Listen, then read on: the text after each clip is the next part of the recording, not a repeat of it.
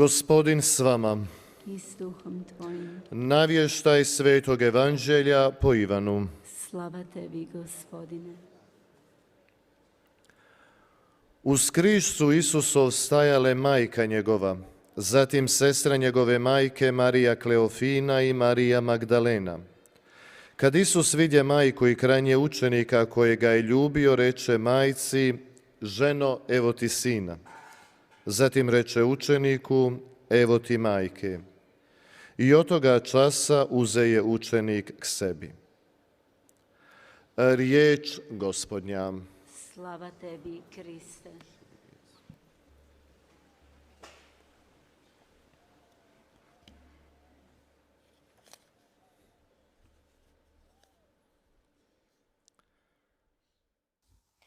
Dragi vjernici, 사랑하는 교형자매 여러분, nijedan svetac u 가톨릭 교회의 nije toliko 모든 성인은 nije mu posvećeno u jednoj liturgijskoj 즉 공경받는 모든 성인은 진심으로 성모님을 공경하고 진심으로 성모님을 기억하고 성모님에 대한 진심을 지니신 성인들이었습니다. 그것은 이유가 있었습니다. 복되신 동정 마리아를 통해서 성모님의 삶 속에서 예수님의 삶, 결정적인 삶을 볼 수 있기 때문입니다. 그렇기 때문에 그분의 위대하심은 다름 아닌 오로지 당신 아들 예수 그리스도께 긴밀하게 연결되어 계셨고 속해 계셨기 때문이라는 것입니다. 우리가 성모님을 공경하고 성모님에 대한 큰 신심을 드러내는 것이야말로 우리에게 있어서 안전한 길, 확실한 길, 예수님께 우리를 인도하시는 샛별이라고 할 수 있습니다. 이런 의미에서 복되신 동정 마리아야말로 우리를 위해서 전구하시는 분이시며 우리를 위해서 기도하시는 당신 아드님 앞에서 기도하시는 분으로서 결국 그분은 우리의 어머니이십니다. 물론 성경에서는 성모님에 관한 성모님의 삶에 관한 많은 것을 전하고 있지는 않습니다. 그러나 성모님에 관한 많은 기록물들이 남아 있습니다. 그러므로서 성모님께서 얼마나 크신 분인지를 알 수 있습니다. 성모님의 이 크심, 위대하심은 복되신 동정 마리아께서 엘리사벳을 만나러 가셨을 때 그 말씀을 믿으신 당신은 정녕 복되시다라는 말씀을 통해서도 성모님의 크심을 알 수 있습니다. 이러하면은 현대를 사는 우리들 신앙인들이 배워야 합니다. 현대는 우리가 겪고 있는 모든 도전을 앞에서 제대로 응답할 줄 알아야 합니다. 신앙을 통한 응답입니다. 성모님, 특히 오늘은 고통의 성모님을 기억하는 날로서 교회는 우리에게 요한복음을 묵상하도록 초대하고 있습니다. 성모님께서는 예수님으로부터 사랑받는 제자와 다른 여인들과 함께 예수님께서 돌아가시던 그 순간에 함께 하셨습니다.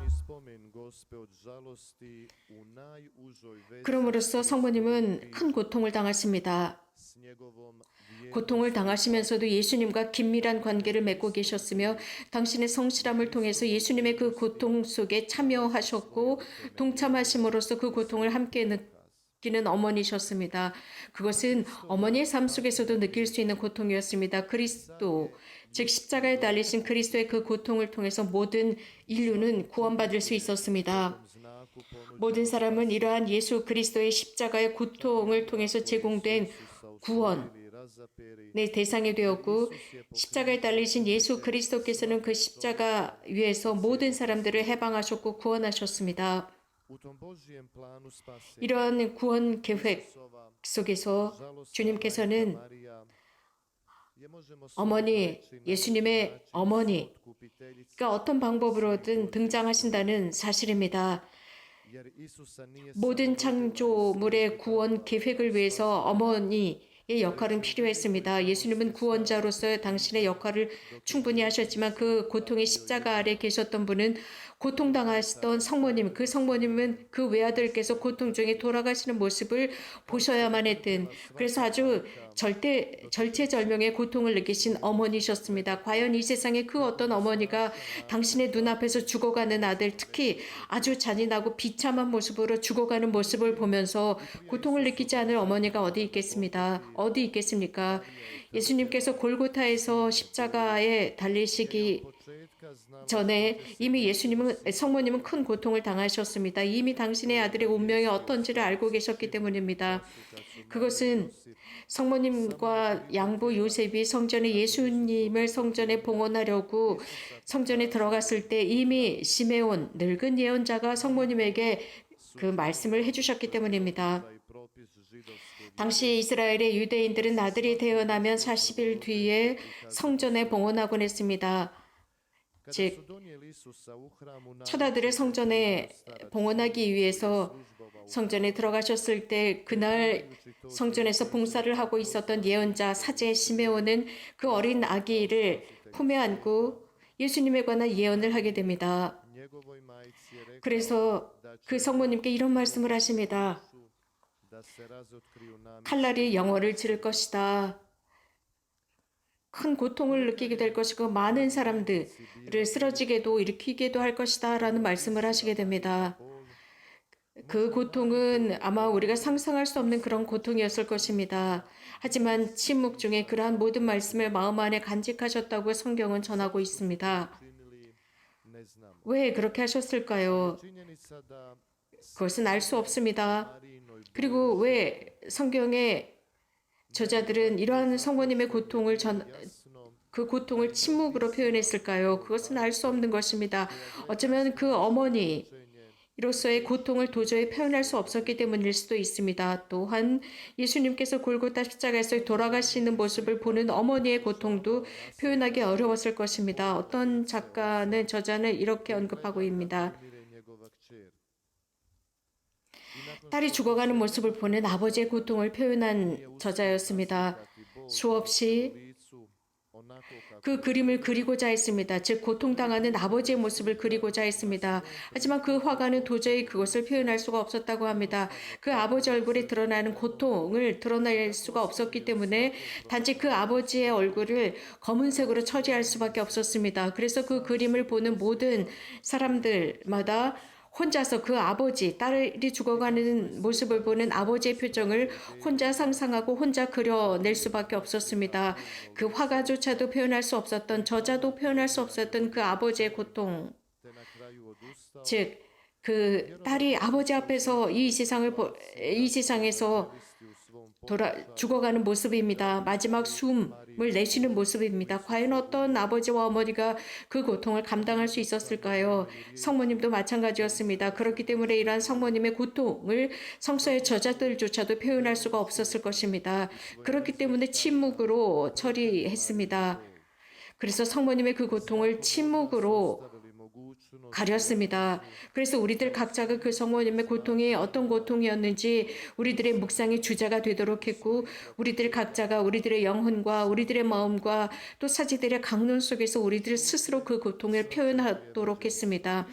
4명의 공관복음사가는 이러한 성모님의 고통에 관해서 침묵하고 있는데 요한복음사가만이 이 고통에 관해서 언급하고 있습니다. 방금 우리가 들은 이 요한복음에서였습니다.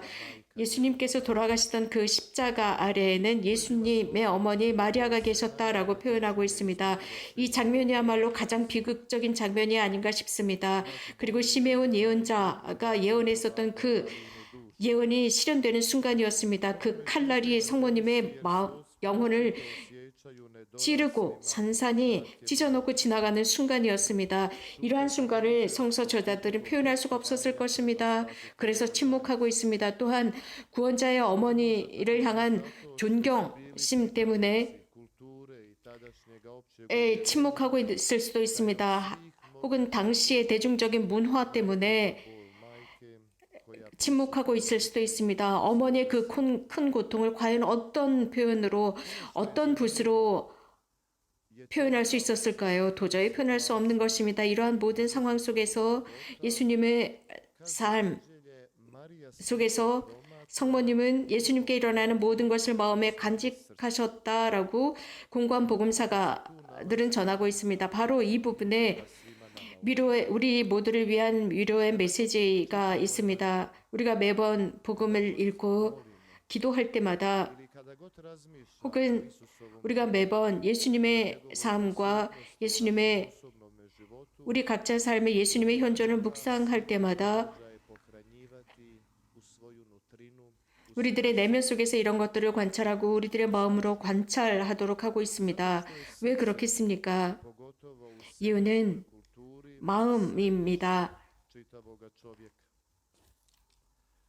Najvažniji događaji u ljudskome životu 인간의 삶 속에서 가장 중요한 순간은 마음으로부터 시작이 됩니다. 마음 깊은 곳에서부터 시작이 됩니다. 마음이라는 것은 하나의 공간으로서 내밀한 공간입니다. 그 공간은 우리 자신과 하느님만이 알 수 있는 공간입니다. se uznemire, 우리들의 마음이 불안하다면 cijela osoba nemirna. 사람 전체, 그 인격 전체가 불안해질 수밖에 없습니다. Sve te riječi, 이러한 모든 pohranjivati događaje, 말들을 간직하고 있고 모든 사건들을 간직한 성모님의 마음, 성모님은 그 모든 것을 간직하셨다라고 하는 뜻은 즉 성모님께서 그 모든 사건과 말씀을 간직하셨다라는 뜻은 예수님을 온전히 마음에 간직하셨다는 뜻입니다. 모든 고통과 모든 아픔을 간직하신 것입니다. 우리들 삶 속에서 그 많은 고통과 아픔이나 상처들을 간직하면서 살아가고 있습니다. 또 이 자리에 있는 여러분들도 여러분들 각자의 고통이나 아픔을 지니고 있습니다. 고통은 인간 존재의 한 부분입니다. 그 고통은 모든 우리 존재의 행위 속으로 들어오고 있습니다. bitno vrednovati svoj život 그렇기 때문에 우리들의 각자의 삶이 얼마나 중요한지 그 가치를 아는 것입니다. 단 하느님의 관점에서 얼마나 중요한지 이해하는 것이고 그 어떤 고통도 하느님의 관점에서는 소용없는 것이 없습니다. 그러므로 형제자매 여러분, 오늘 고통의 성모님의 주기를 지내는 오늘 고통당하시던 성모님과 함께 우리들의 고통을 다시 한번 재인식해 보도록 합시다. 그래서 우리가 어디로 가고 있는지 그것은 분명히 복되신 동정 마리아와 함께 앞으로 걸어가고 우리들의 힘이 되시는 어머니께서 우리들에게 그 앞길을 제시하고 계십니다. 하느님과 함께하는 삶, 고통, 우리들이 고통을 당할지라도 하느님과 함께하는 삶이라면 축복받고 하느님과 더욱 가까이 있는 삶이 될 것입니다. 항상 그렇게 되기를 바랍니다. 아멘.